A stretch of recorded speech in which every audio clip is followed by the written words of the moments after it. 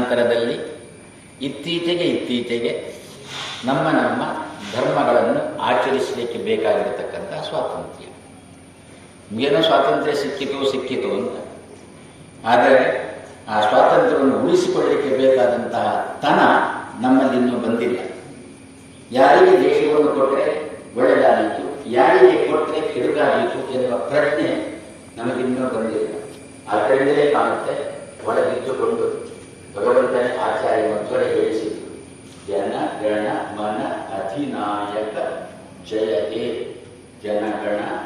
ಜನರ ಸಮೂಹಗಳು, ಹಿಂದೂಗಳ ಸಮೂಹಗಳು, ಅವರ ಮನಸ್ಸು, ಜನಗಣ ಮನ, ಅದಕ್ಕೆ ನಾಯಕ ರುದ್ರದೇವರು, ಅಧಿನಾಯಕ ಭಗವಂತ, ಅವನಿಗೆ ಜಯ ಆಗಲಿ ಅಂತ. ಜನಗಣ ಮನ ಅಧಿನಾಯಕ ಜಯ ಹೇ.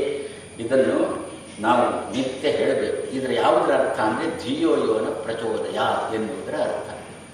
ನ್ಯಾಯ ಅನ್ಯಾಯ, ಯಾರು ಹಿಂಸೆ ಮಾಡುವರು, ಯಾರು ಹಿಂಸೆಗೆ ಒಳಗಾಗುವರು ಎನ್ನುವ ಪ್ರಜ್ಞೆ ನಮ್ಮ ದೇಶದ ಜನಕ್ಕೆ ಬರಲಿ, ಅಂತ ವಾತಾವರಣ ನಿರ್ಮಾಣ ಆಗಲಿ ಅಂತ ಈ ಸ್ವಾತಂತ್ರ್ಯ ಉತ್ಸವದ ಪರ್ವಕಾಲದಲ್ಲಿ ನಮ್ಮ ದುರ್ಗಾಂತರ್ಯಾಮಿ, ನಮ್ಮ ತಾಯಿ, ನಮ್ಮನ್ನೆಲ್ಲ ಸಲಹತಕ್ಕಂತಹ ದುರ್ಗಾಂತರ್ಯಾಮಿ ಲಕ್ಷ್ಮೀ ನರಸಿಂಹನಲ್ಲಿ ಪ್ರಾರ್ಥನೆ ಮಾಡುತ್ತಾರೆ.